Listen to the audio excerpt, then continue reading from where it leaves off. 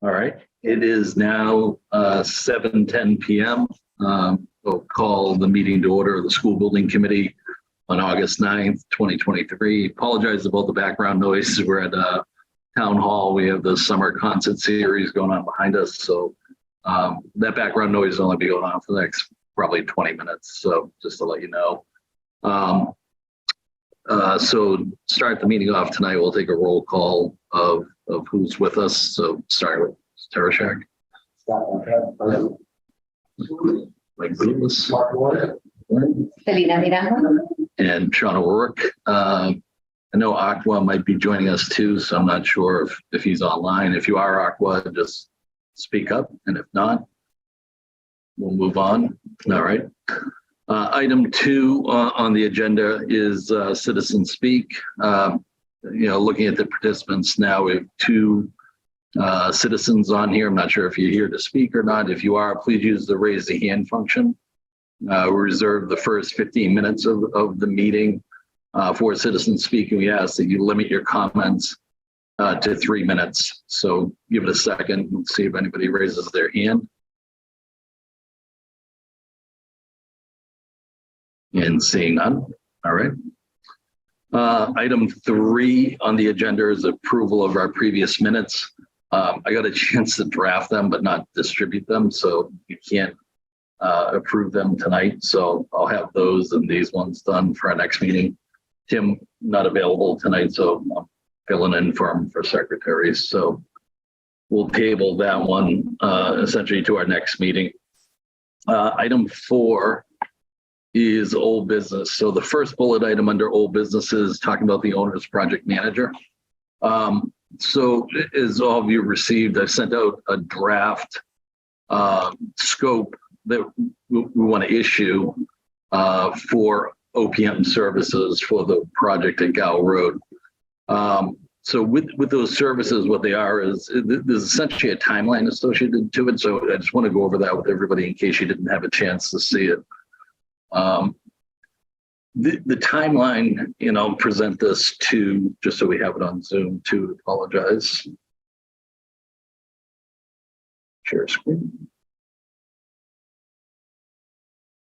So the timeline that we're looking at is to issue the RFS or the request for services in the Central Register on the end of the month, the 30th, August 30th.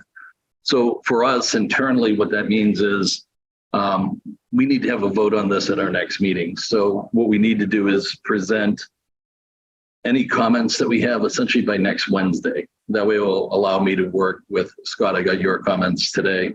They'll allow me to kind of work with town administrator, finalize that document, and then present it back to us a week from next Monday, basically to take a formal vote.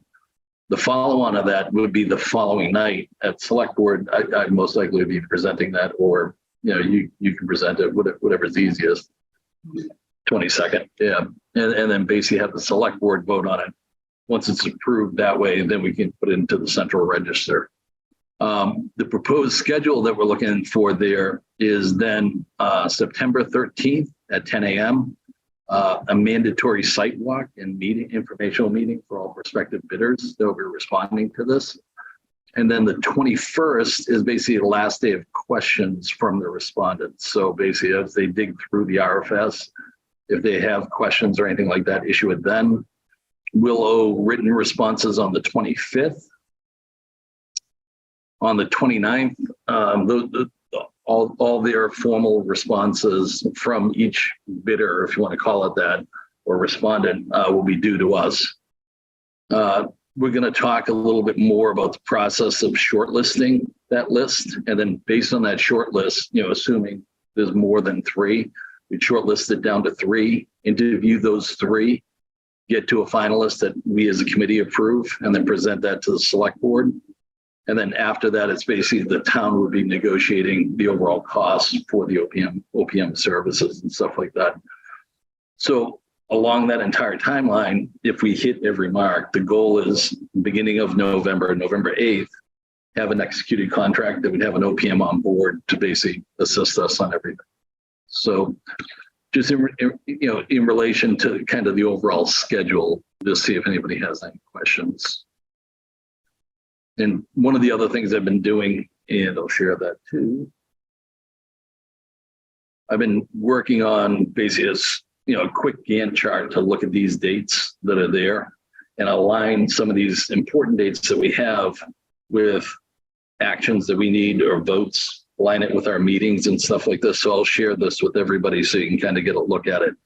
There was one additional meeting that I was looking at, this one, on October 23rd, because we'll need to vote for the OPM, and just the timeline that's in the OPM, the RFS timeline didn't align with the meetings that we have. So that's just an additional meeting when I overlaid our meetings that we voted on, or talked about last meeting with that schedule. That was the only one that we have to add. So back to the RFS. So no questions on schedule. Everybody's so far so good. Yeah. So the next part that comes up is we touched upon it on our last meeting about a selection committee of, I think there was talks of how it was formed and stuff like that. So talking to the town administrator, for us, it's kind of at our will of what we'd want to do. So as I mentioned at the last meeting, I did want to get other parties of the town, mainly like Chris Hayden, Nick Milano, different people to kind of weigh in on some of this. So my thought process is the subcommittee would take all the respondents, look at the scoring or grading criteria, and that subcommittee would basically shortlist everything. And that subcommittee, my take on it would be a portion of the school building committee and the others from the town. They would go that route, create a short list, 3 candidates, present that back to us. And then we, as the school building committee, all 9 of us, would then interview each one of those respondents and then grade them 1 to 3, 1 being the highest, 3 being the lowest, tally all those scores, and whoever comes out the highest is who we will present to the select board. So that's just, rather than leave it open, I try to create like a framework for discussion purposes. My take on the formation of that, like I said, would be from the town, ideally Chris Hayden, Nick Milano, Peter Burrows or a representative, same at Nick or a representative that he selects, and then Chase Berkeley, the town engineer, right? So those 4, and then married up with 4 from our group. So our committee is made up of appointees by the moderator. So I would say 2 from that, 1 either Mike or Glenn for select board, and then 1 either you guys as school committee members, and that basically gives the same kind of mix on that subcommittee. So again, just put it out there for any comments, any questions. Again, just trying to present a framework for people to discuss. Thoughtful, it's well balanced. It seems like it'll represent everyone well. There's no, and everybody will have a shot at it. You know what I mean? Yeah. So. Just to clarify, so the question that came up last time, which was how would be the role of that subcommittee vis-a-vis sort of this group? And so I think that is very clear. Yeah. Yeah. And then when you look at the RFS that we have on there, and I'll kind of stop sharing this just so we'll go back to the view. The RFS has grading criteria in there. So what we've done is working with the town administrator and his new assistant Colin, who's great. They took the MSBA guidelines for it and basically wrote it based on that. The grading criteria there is open. We could do whatever we wanted. So what I tried to do is assign point numbers for things that were there. So as you review their RFS, over the next week, just look at that stuff and just know, like if you take a point away, you're going to add a point somewhere else, just so it totals up to 100. So that's when I was looking at it. I was breaking, there's 3 selection criteria overall, like big points. And then 2 of them selection criteria 1 and selection criteria 3 have subcategories in there that break them down a little bit more. So I tried to weigh those out for each one of those. Okay. There's nothing out of the more than a point or so. So that's, yeah. That's Yeah, yeah. And part of me too is when I was looking at it, once the subcommittee's there, we need to work with them, or they need to work together and basically make sure they're all grading on the same scale.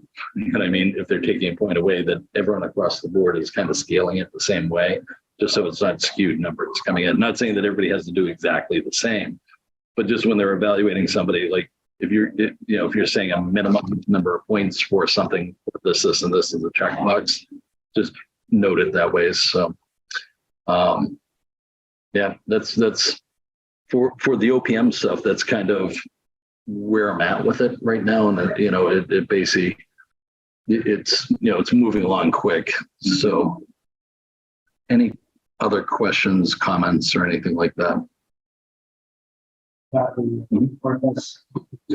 Yep. Or OPM in general, that's kind of the topic we're on.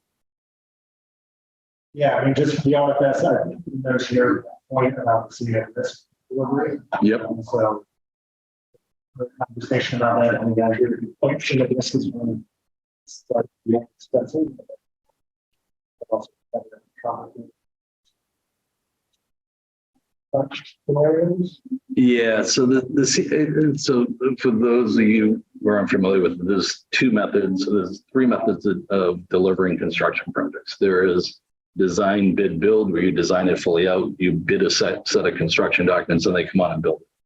Construction manager at risk is a partnership, almost like a design build, but a little differently, where you pair up with a contractor early on, and they do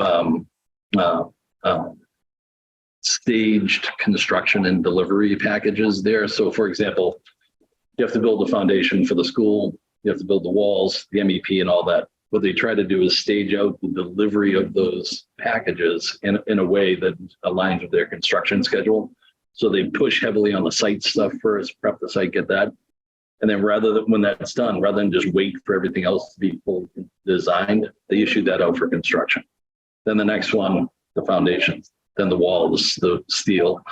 So they break everything into like individual construction packages. They call it construction manager at risk because theoretically they assume all the risk. It's a fancy word, but it's not there. The third one that they have is basically a design build, which we wouldn't be doing because a design build contract just doesn't lend itself for this. I would like to see it, but we would have to spend all the time developing a framework of exactly what we want to build, scope everything out, then hand it out to a team. And I wouldn't be comfortable with that type of delivery. So the CM at risk type that I talked about previously is typically there for challenging sites where there's a lot of like prep work. With the Gow Road property, we're pretty good. Like there's not a lot of site prep that we'd have to do. Like if we're talking Brush Hill Road, like we talked about previously at our last meeting, something like that might lend itself a little bit more because the site work's going to be a lot of work on the timeline there. So the CM at risk stuff is, back to the original comment, is there because it's carried under the MSBA standard, like language for everything. And it's more just to capture it in case we want to do it. It's not a definitive, that's the direction we're going. The way I read it was we would be asking you we're not actually this time, but we want their help to experience this.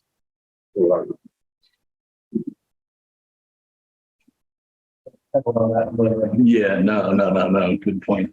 Obviously, the other one is just the timelines. And maybe that's 5 years now. Yeah, the timelines are one that Colin put in. I want to revise those a little bit because it's like if we can get going on everything, I don't think it's going to be 5 years. I think it's. I don't want to scare qualified people away.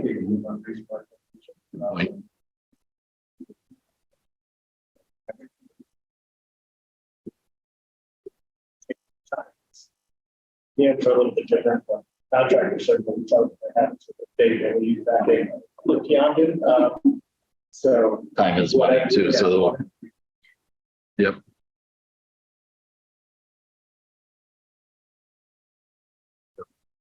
Yeah, so I'll send a couple emails back and forth just so you can see it.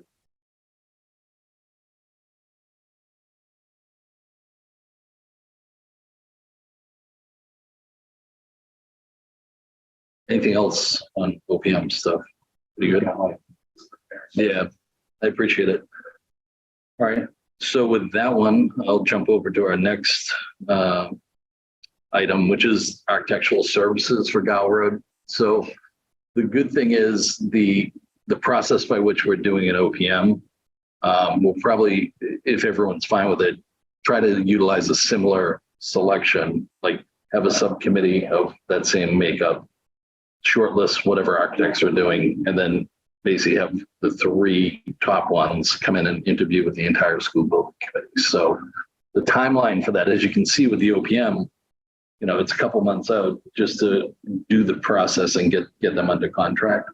So my anticipation is once we get this paperwork in, get the ball rolling with them, we're going to immediately start doing similar for architectural services. So the paperwork you're kind of reviewing, the scope of the OPM, we're going to develop a similar one for an architect to say, here's the scope of services we need for you. You know, it's for conceptual services first or concept design with an option to carry you over later, you know, for final design once that all starts. But the anticipation is both the OPM and the architect that we do now would be the OPM and architect for the entire project. So it wouldn't be an OPM just for a year. It would be the OPM for the entire project. Same for the architect. The architect that we select will be the architect for the entire project. Or at least that's our anticipation. So these would be parallel processes. Correct. Yep. Yeah, very similar because it's the process of scoping it, having us review it. So that similar timeline that I had on there for that. Once we kind of all agree and we start hitting the votes that we need to do there, I'll be working with Nick to come up with a similar one. So at our meetings, I'm going to say, okay, in the next 2 weeks, here are the things we're going to focus on. You know, for this week, we have to focus on the RFS for this. Once we get through this and it starts going into the votes, I'm going to try to start getting draft ones for architects in front of us. And again, disseminate that to everybody so they can, the architectural one, I think is going to be a little more intense, mainly because there's program things we want to look at. Do we want to include all the engineering services as part of that? At first, one of the things I talked about with Nick was we might include it, but reserve the right to do it on our own. You know, if we find it's more faster or economically feasible to just, if we want to do our own traffic study, our own, you know, or we can leverage another part of a project going on in the town that's doing something similar. So. One thing I don't see in here is how we're going to get bids back and what that format looks like. Because we're not asking, you know, most of the time I think a lot of these public bids go out and they're asking for something specific and get a number back. We're asking for more a phased approach and different options from them. So you're talking about OPM service. I'm talking about both OPM and architecture, because if we're asking for pricing for this first phase column, which is the feasibility, and really kind of gets us maybe contaminated next year. Yeah.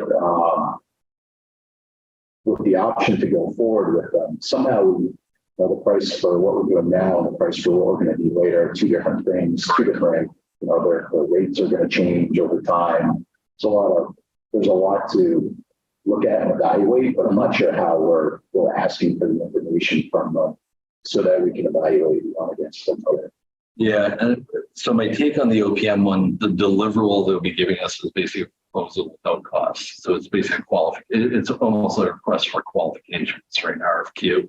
Okay. So they'll be submitting their qualifications based on the criteria they're putting in there. You know, how experienced are you? Give us a list of your previous projects. You know, and if we want to say include, you know, 5 projects as example projects and stuff like that with project sheets and stuff like that on there. What I'll do is I'll take one of a similar thing we've done at my company when we respond to things of here's the resumes of everyone that's going to be working on it. Here are sample projects. Here's a write-up of everything. So I might, yeah, that's a good, just a format from that. Pricing standpoint should be getting a rate sheet from them, so that we know and a proposed team, so that we have the rate sheets with our proposed team, and they should give us an estimate of hours. And if we because we don't know that ourselves, but if we get that from each of the respondents, we can kind of say, okay, here are how the rates compare, here's the teams, and then here are the hours we can put into it. Yep. And, you know, one might have 10,000 hours, and one might have 3,000 hours, and it gives us things to talk about when we meet with them, and we can evaluate, you know, what we think the right amount of hours are going to be based on what they provide us, and compare that to the rates and kind of come up with what we think is the fairest offer from the best team. Yeah. So when we ask for that, do you want that for the entire project, which might be tough because we don't, yeah. Right, but I don't know that they can give it to us for the entire project, but Yeah. for the next step, they should be able to give us something along the lines of what they think the total hours might be and what the rates might look like over a 2 or 3 year period. And that gives us an idea of what to expect for cost long term. It would be hard for them to commit to a team for that next phase because who knows what really happens. Yeah, part of my commitment, I want to say, at least from the OPMs, is, you know, who's the project manager? You know, who's the identified person that we're going to be dealing with on a daily basis? Because that's going to be our equivalent. You know, I mean, he's going to be the one taking, you know, our role is managing everything, steps back a little bit, and that's why we're hiring them. So I think finding that's going to be when we get into the interview process and all that of meeting the people, see how they work, seeing what their workload's like scheduled out over the next couple of years and stuff like that. Hopefully they're coming off projects so they're freed up and can be dedicated to it. But the rate, so that was one of my questions I had with Nick originally, is like, we're not advertising, you know, having them put a value in there. And he goes, no, we'll negotiate that. The town will negotiate that with them after. And that was that portion of that schedule of like award the contract, negotiate the contract, and then execute it. So the OPM one, even both of them. So the OPM one, I'm not worried about cost wise, because I think the initial ask for them for this conceptual study, it's not going to be a lot of money, right? Because we're asking them essentially 10 meetings, draft, work with the architect for a conceptual study. It's not until really construction happens and they're administrating a lot of that stuff is where they would kind of ramp up. For the architects, so it's going to be a little different because we have to craft it in such a way with the money that we have to say, here's the schedule that we have right now. Here's the amount of money we have. What can we get done with this amount of money? It might not be a full concept design for what we're looking for. Yeah, and it should be enough there. Yeah. And that's my overall goal, you know, have a good enough foundation that we put a number to it that we're comfortable with, they're comfortable with, and that we can present, you know, when we look for funding for the overall project. Yeah, I still think with the OPM, we want to get the rates and the hours because we never know what this is going to turn into. You know, this feasibility study, if things don't go well for us in May, might go on for another 6 months, and then it'd be good to have like rates locked in for some period of time. And Yep. at least we know what we're in for. Yeah.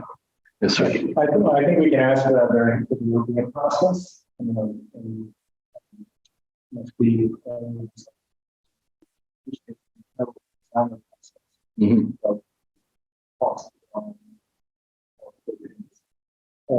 Right. So that's when we have to do everything with that. Yeah, that and that might be why Nick, It's not. So you can negotiate by some. next one. But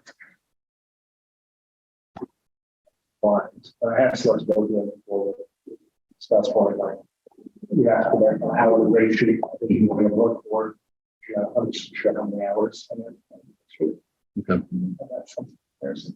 Yeah, that's, I mean, with us right now, we're not in MSBA's kind of umbrella. So we're allowed to kind of do whatever we want to do. You know what I mean? We're still working with that as a framework that if we are accepted to MSBA, we've kind of gone down this path where we're already following their stuff and hopefully can resurrect as much of it as we can. But for right now, we're not held to that.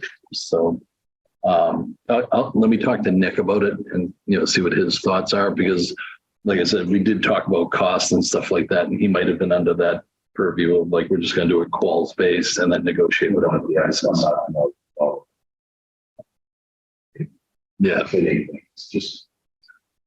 Yeah. As always, if they're putting a proposal together and they have a lot of time to do it, they can give us that information and really shorten up the amount of time we need to negotiate with them. Yep. We already know all that. Yep.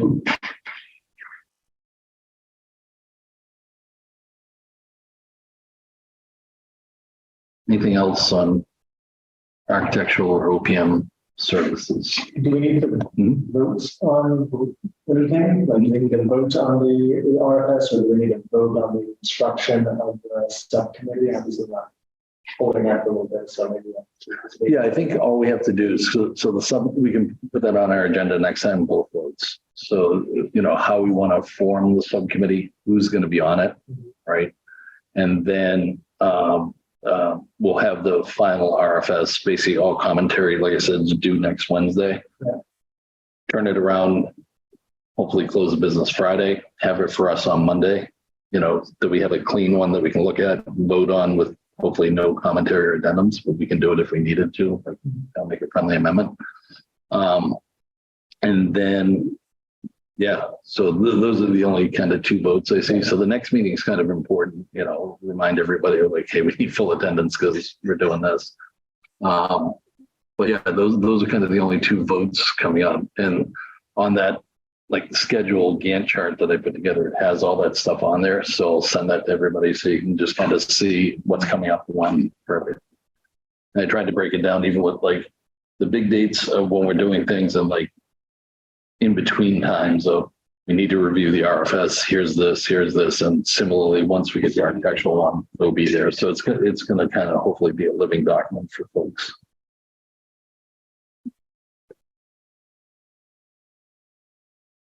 Should we be, for the architectural one, the only other thing I'm thinking about is should we be advising them of what our budget is going into it so they don't come back thinking they've got, $2 million to do something grand and they're offering something that's way out of what we can afford. Yeah. So in the RFS for OPMs, we advertise how much we're allocated from town meeting. I'm assuming it would be something similar or a similar number that we're advertising with the architects.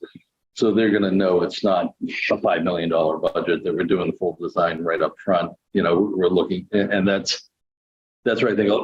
I think the RFS for the architects is going to be a little more, it's not going to be 1 or 2 weeks. We're going to have to really dig into it, craft it smartly to tell them like, this is what we need you to do with this much money. And after that will be other, once more funding comes, we'll carry it forward that way. So, but yeah, the architectural one, and that's part of the interview process too. When we start, shortlisting people, we get a list of qualifications, shortlist them when they come in for the interview. I'm sure there'll be questions kind of back and forth for some of that stuff too.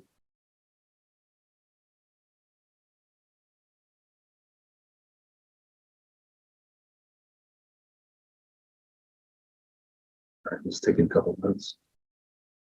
Clarification. Yes. So we have been allocated the 275. That's to cover both. Right. Yeah. So we have budget of 275 plus whatever our remainder left over was. I think that's only, it's under $10,000. I think it's like 5,000 or something like that. So it's not a lot, but we have that essentially for professional services. You know what I mean? So all the stuff that we're talking about tonight, OPM, architect and stuff like that would be coming out of that budget. Yep. Well, that's where it's like, if we say we hire the architect on and they can't get a traffic study in the time that we want it done, we could say, listen, we're going to do a traffic study on our own and allocate certain funding for that. So that's where once we start negotiating with architects or OPMs, as we're budgeting money to them, we also want to keep some money as essentially a reserve fund for some of these other professional services that might pop up that, we have to figure out a way to cover. Yeah, thanks. I mean, usually you're allocating money every month.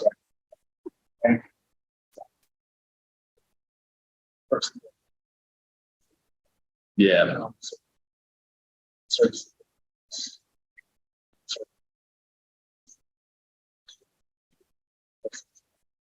Or should we learn about that?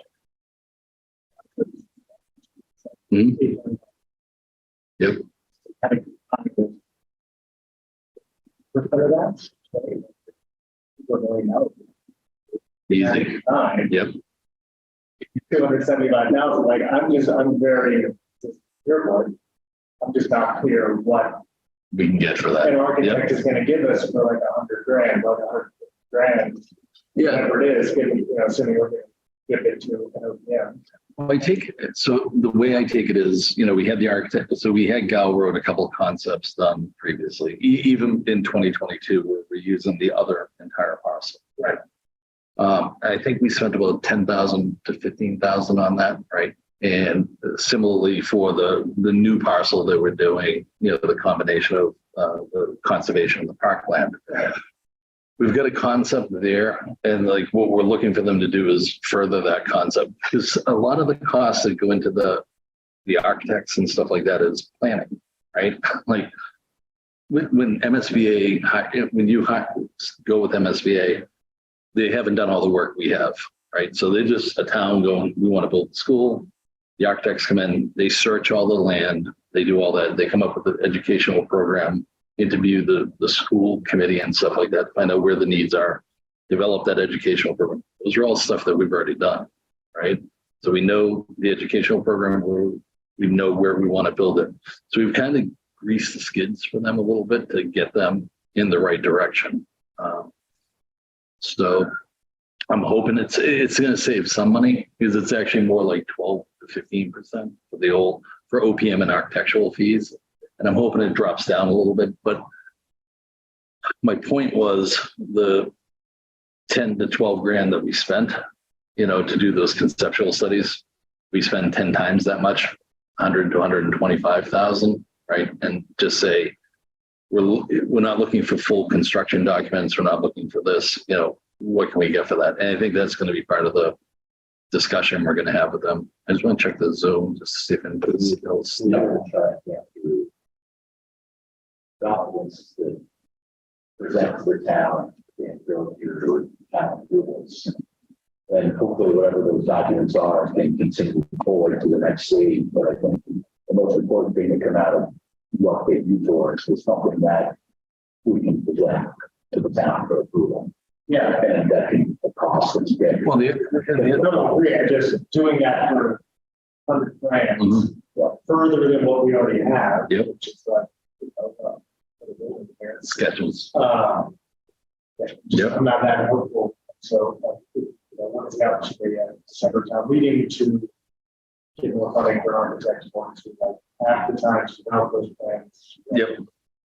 We can take out much of that.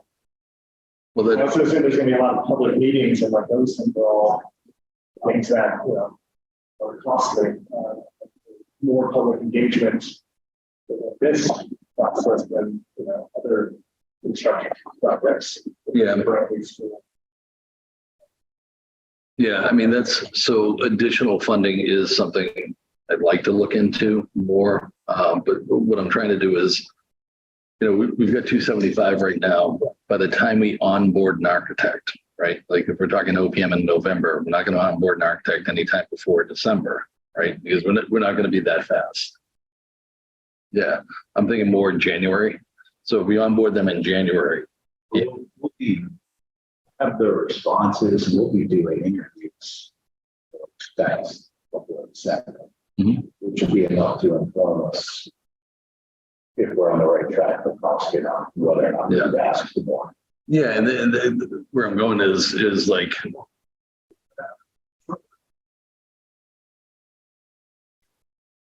well, if we're talking December's town meeting to go after, right? So if we're talking May's town meeting, that, what I'm looking at is if we have 275 and we don't onboard an architect until January, from January till May, or January till July, when if we've got additional funding would be allocated for a May town meeting, is 275 enough to ride out those 6 months, right?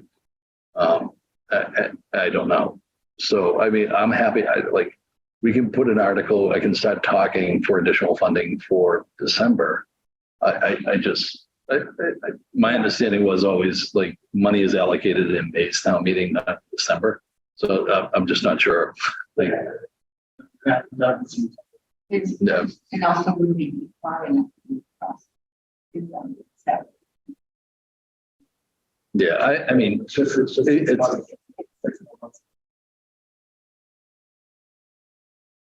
yeah, yeah.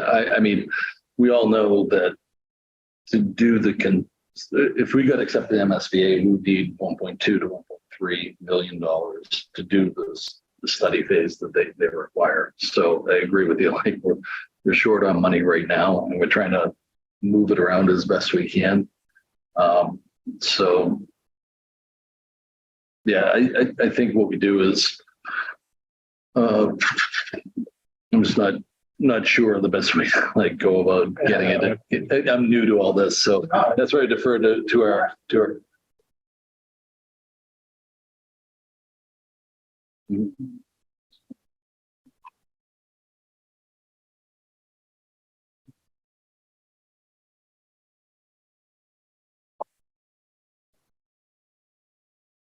Yeah,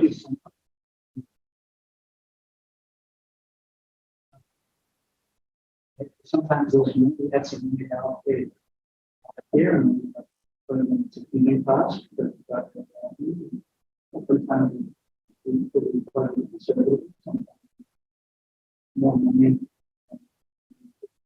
yep. Yeah,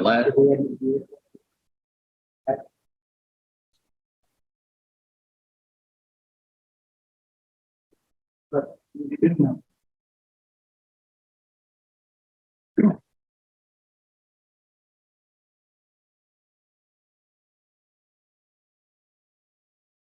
yeah.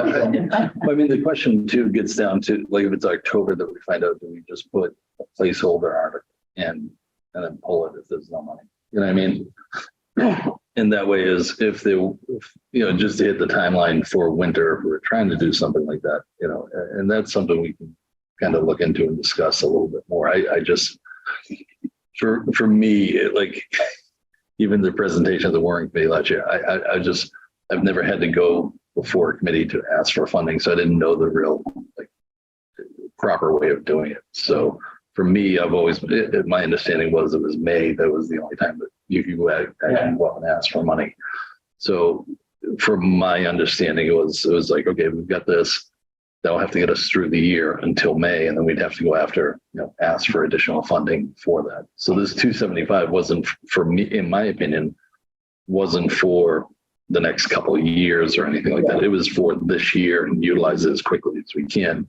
So when I overlaid that with onboarding an architect, the expenditures that we'd have there, it's like, can we onboard an architect in January, use the 275 for the architect, the OPM till July, and then, work on having additional funding secured somehow for in May's town meeting, that then kicks in July and we ride it through there. Yeah, I mean, there's one of those in terms of. There was any to align. Well, part of it too is like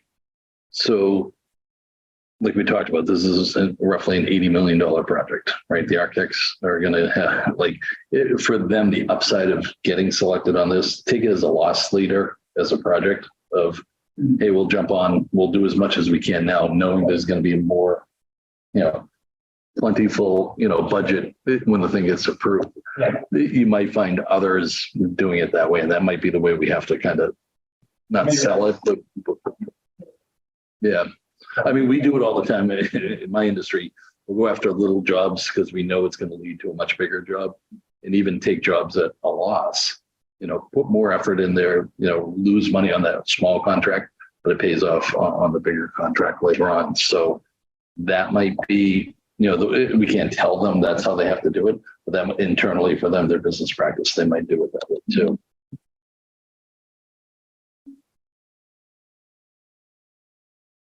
I guess I have less to worry about our ability to make an ask in December and then make another ask in May.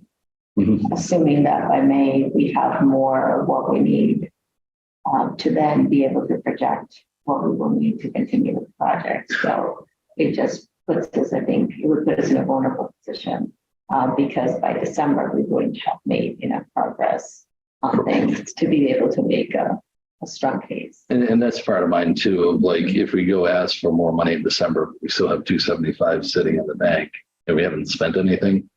Even though I want to spend it, we're not going to pull an OPM on board till November. Yeah. So we're only going to have a month of them under contract, which isn't going to be a lot. Yeah. So there's going to be a good amount of that funding still there. So from an optics point of view, when we go in front of other committees to ask for money, even go in front of town meeting to ask for money, we really haven't spent anything. I know that we can, I know for a fact the overall cost is going to be much more.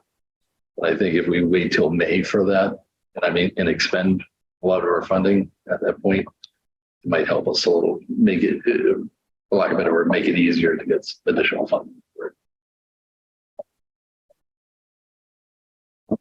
You hit Mega Millions last night or anything? Did you hit the Mega Millions? I was waiting for somebody on school building committee to hit it. Solved a lot of problems.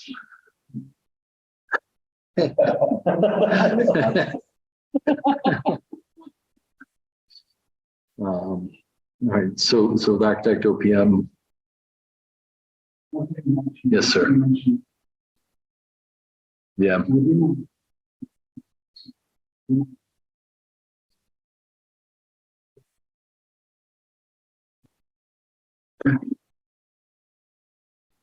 and that was one of my things, because it's like and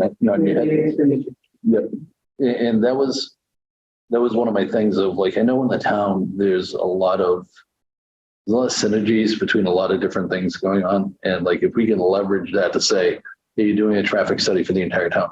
We're thinking about doing this for a school. How would that impact some of those things? And I mean, rather than go out, find another person to redo or gather all the same data, like leverage that, definitely. Yeah, exactly.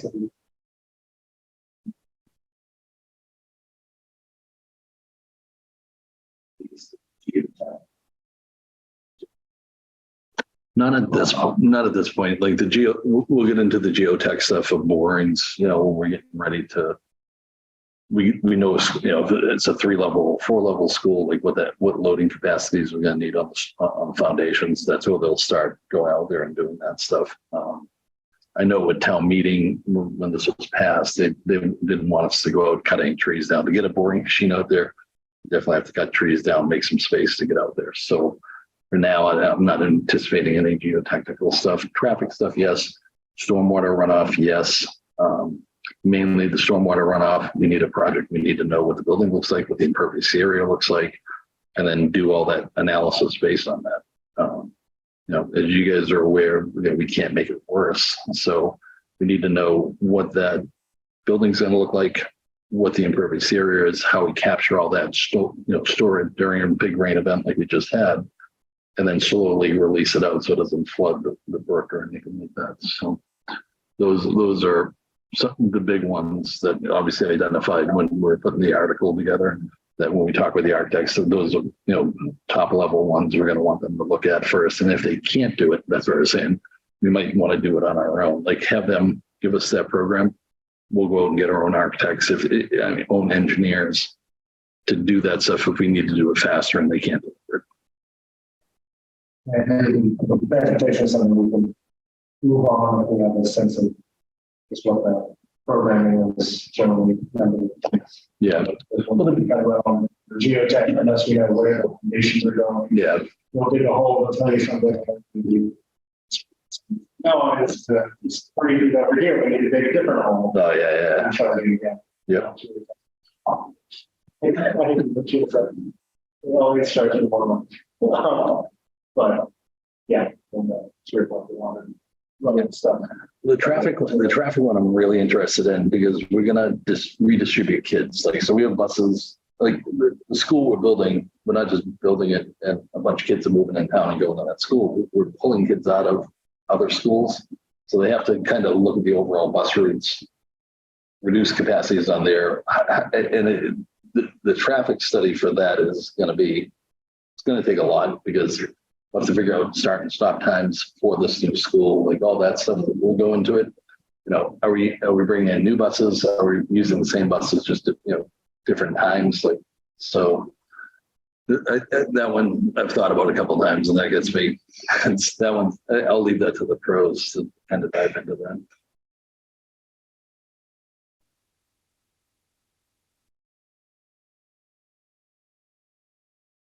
Going once, going twice.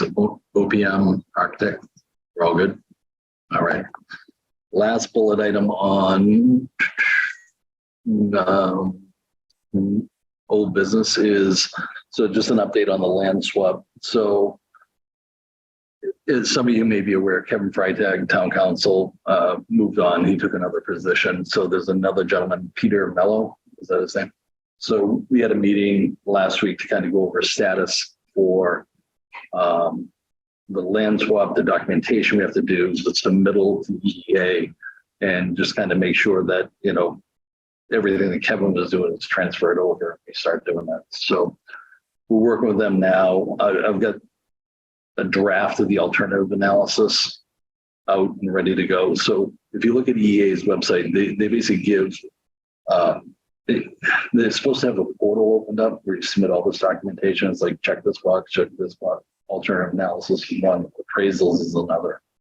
So what we're trying to do is work with Peter, re-engage with EEA, and basically have a meeting with them to go over it, because the portal isn't open. So we haven't had a chance to go, you know, see exactly what that looks like. So we're trying to have a face-to-face meeting or a Zoom meeting with them just to have a conversation of, you know, here's where we are, here's all the stuff that we've got done.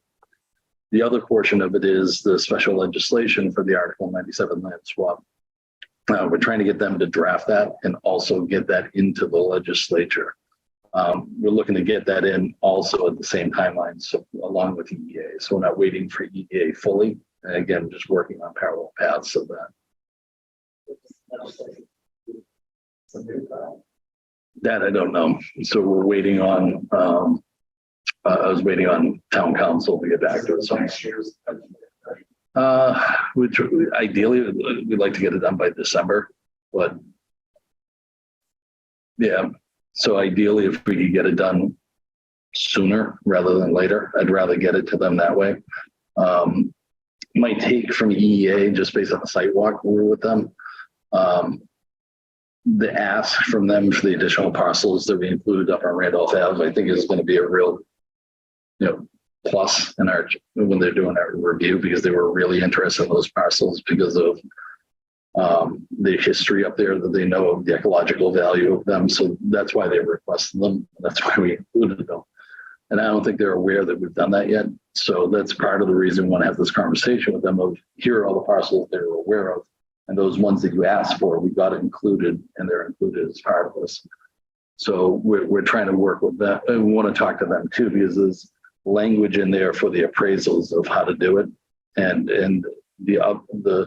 there's alternatives on how to do those appraisals. So we just want to talk to them to find out, you know, what is the true criteria they're going to need for all that stuff. So that one's kind of ongoing too, along, you know, with the other stuff that we've had there. So questions, comments?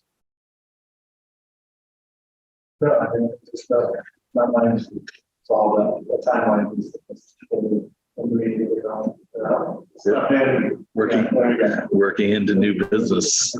Yeah. So no, all good. Well, every meeting you've been asking about a timeline and stuff like that, which I appreciate, because it took me a little while. So I can share my screen.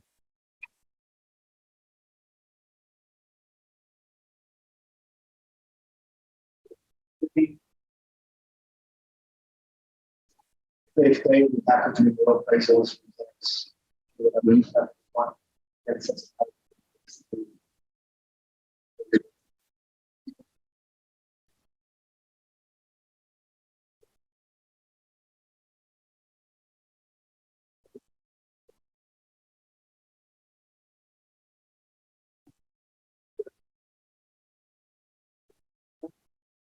Mhm.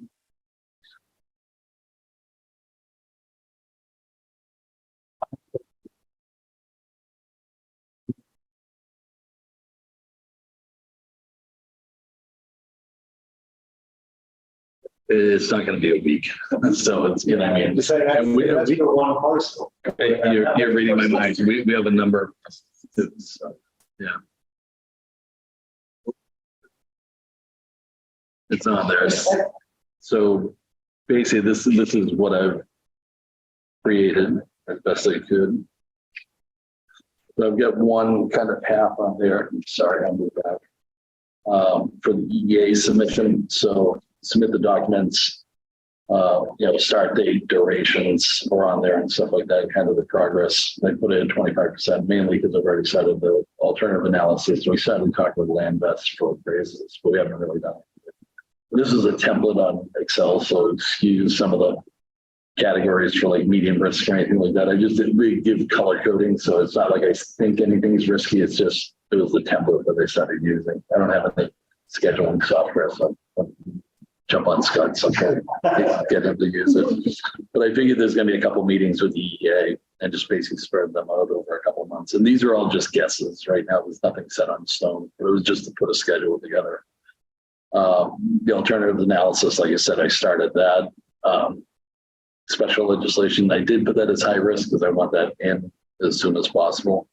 So I set a target date like a month from last week.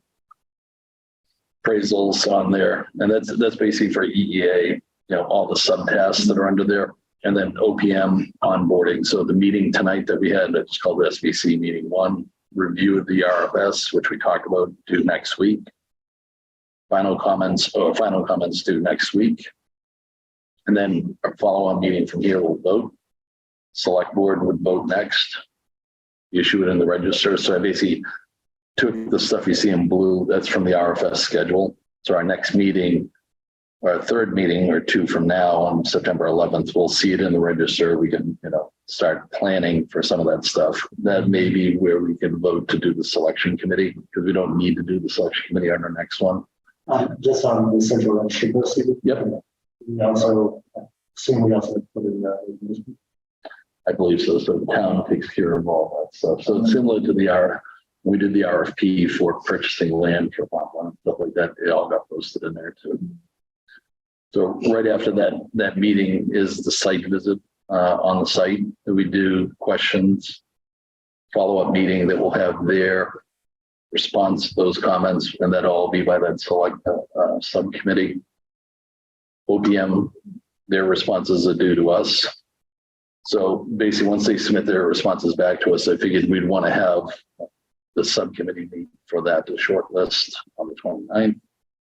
Shortlist issued a week later. SBC meeting 5. So this whole thing basically, like I said, interlaces our scheduled meetings with the whole OPM kind of schedule that we put on there. So I'll send this out to everybody, just kind of take a look. That was the one additional meeting for the vote for the OPM. Because with that vote, that meeting there aligns with the select board meeting the next night. So that's why we wanted to add that meeting in on the 23rd. The shortlist interviews are the interviews with the full SBC. Yeah. Should I do the same? Sorry about that. You don't want to see my work emails. It's like 7,000 unread. Should that be With the SBC? Well, I don't know if we're going to do it as a meeting, or if we're going to, we have to discuss that to figure out, like, do we want to do it as an SBC meeting? It's still going to be an open meeting. We'll have to publish it and all that. Mm-hmm. But do we want to just still have our meeting, have this as a separate thing? Or do we just want to have a meeting? And the agenda is interviews of an OPM, and we kind of just walk through these interviews. I don't know. Do you have a sense of anybody else? And like I said, this was just taking. Yeah, no, I took it in. Yep.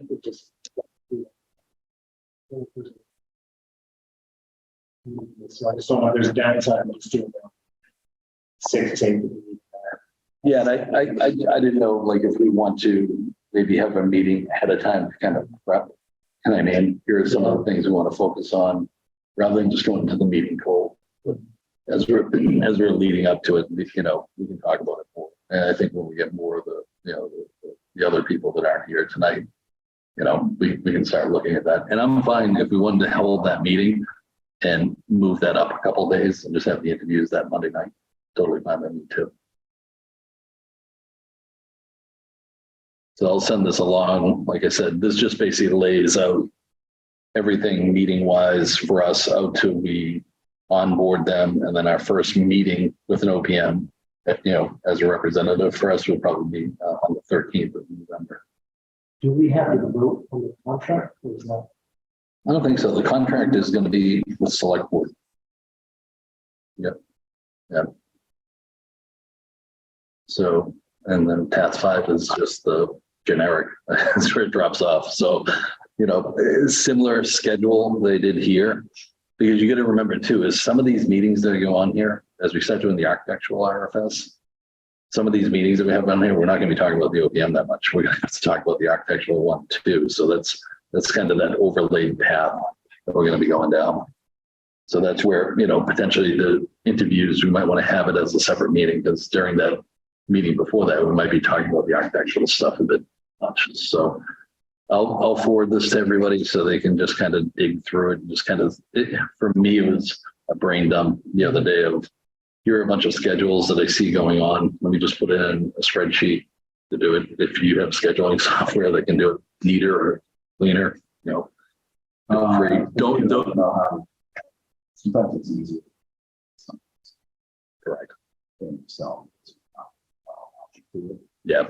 Yeah. There's not a lot of inputs pushing stuff along. Yep.